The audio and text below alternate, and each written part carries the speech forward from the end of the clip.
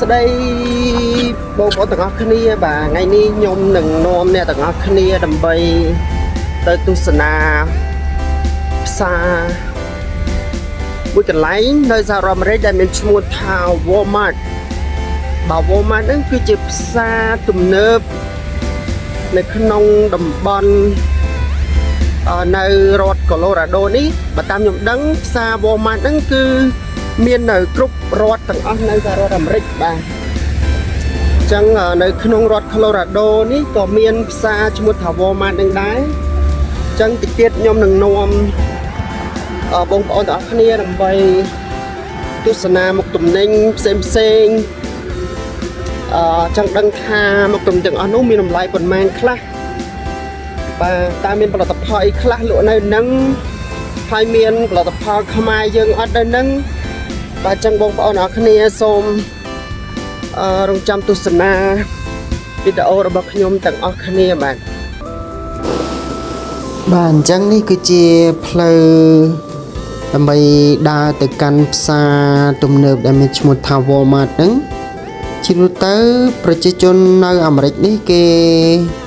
ទៅណាមកណាគឺដោយជិះឡានច្រើនបាទគឺក្នុងមួយគ្រួសារគេមានឡានទៅតាមចំនួនសមាជិករបស់គេចឹងទៅអញ្ចឹងគេអត់សូវដើរអីប្រហែលទេបាទខុសពីប្រទេសសង្ហបុរីដែលខ្ញុំធ្លាប់ទៅបាទគេចូលចិត្តដើរនិងប្រើមធ្យោបាយសាធារណៈចឹងចូលមកដល់ក្នុងផ្សារយើងឃើញគេដាក់តាំងលក់ទំនិញដូចទៅនឹងប្រទេសកម្ពុជាយើងដែរទេហើយគេដាក់តម្លៃនៅខាងលើហ្នឹងបាទមិនខុសពីប្រទេសយើងប្រហែលទេបាទអញ្ចឹងយើងចូលមកដល់មើលកន្លែងថ្នាំបន្តក់ភ្នែកបាទគឺមានតម្លៃ$10 $20ទៅតាមម៉ូដម៉ាកនីមួយៗចឹងទៅបាទហើយយើងនឹងមើលអំពីប្រភេទទំនិញផ្សេងៗទៀតដែលស្រដៀងនឹងប្រទេសយើងណាបងប្អូនបាទនិយាយទៅទំនិញមានច្រើនមុខឲ្យប្លែកបាទប៉ុន្តែខ្ញុំចង់មើលទំនិញណាដែលប្រទេសយើងមានដែរដើម្បីប្រៀបធៀបតម្លៃគ្នាបាទនេះគឺជាសាប៊ូដុសខ្លួនម៉ាក Dove បាទគឺមានតម្លៃ$7 $10ទៅតាមម៉ូដម៉ាកនីមួយៗចឹងទៅ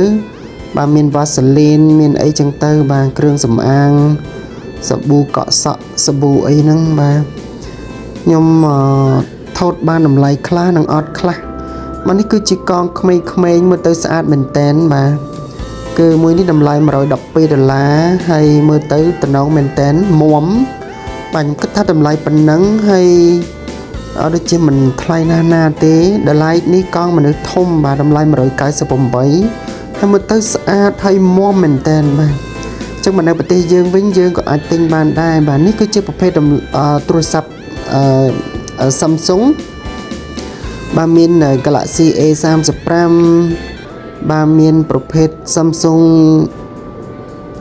Galaxy S24 Ultra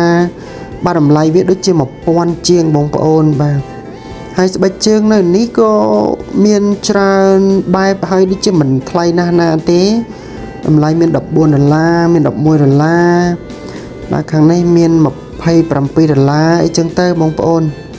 បាទនិយាយទៅវាថ្លៃថោកទៅតាមគុណភាពទៅតាមម៉ូដម៉ាកនៃផលិតផលនីមួយៗដែរទេបាទនេះគឺជាស្រាបាទស្រាមានស្រាក្រហមស្រាអីចឹងទៅហើយខ្ញុំឃើញស្រានេះតម្លៃតែ$10ជាងអញ្ចឹងវាដូចជាមិនថ្លៃណាស់ទេមើលទៅបាទហើយនេះគឺជាប្រភេទស្រាបៀរមកមាន Budweiser មាន Corona បាទស្រាបៀរ Corona នេះមួយកេសគឺ$29បាទមួយកេស10ណាហើយបើយើងទិញជាយួរគឺមួយយួរ$6ជាង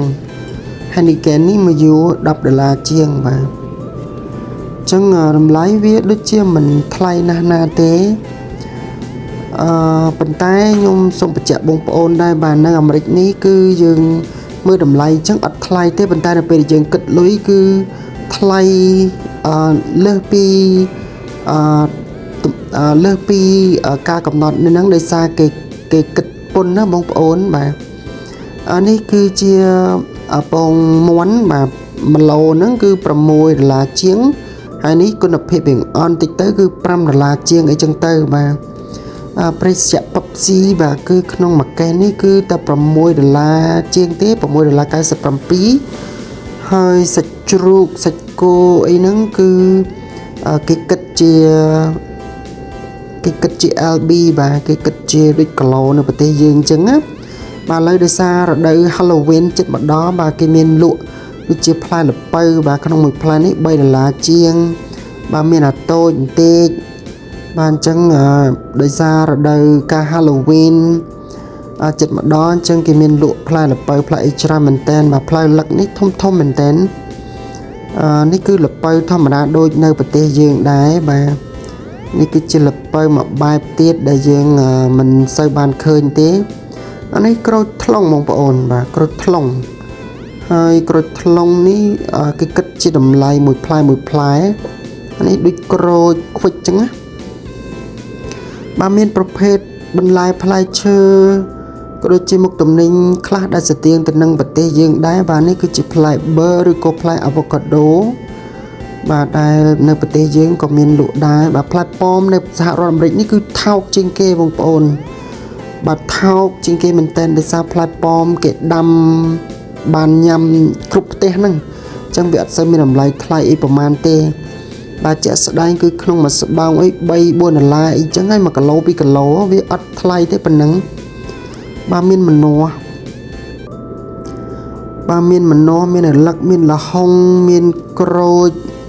មានចេកមានអីចឹងទៅនេះចេកខូចបាទផ្លែប៉ោមនេះរៀងល្អបន្តិចបាទគេគិតគេលក់ជាផ្លែចឹងណាមួយផ្លែ$1ជាងនិយាយទៅប៉ោមប្រភេទល្អបាទហើយយើងមើលផ្លែតាពាំងបាយជូរ Strawberry ផ្លែ Strawberry នេះក៏មិនថ្លៃណាស់ណាដែរនិយាយទៅផ្លែឈើណាដែលអាមេរិកដាំបានណាបងប្អូនគឺតម្លៃវារៀងថោករៀងធូរថ្លៃទេបាទវាថ្លៃតែប្រទេសយើងណា Strawberry ផ្លែប៉ោមហ្នឹងគឺថ្លៃហ្មងផ្លែពោតបាទដូចប្រទេសយើងដែរបាទមានផ្លែសេរីបាទមានផ្លែក្រូចឆ្មាបាទឥឡូវយើងចូលមកដល់កន្លែងលក់សម្លៀកបំពាក់ម្ដងបាទសម្លៀកបំពាក់ក៏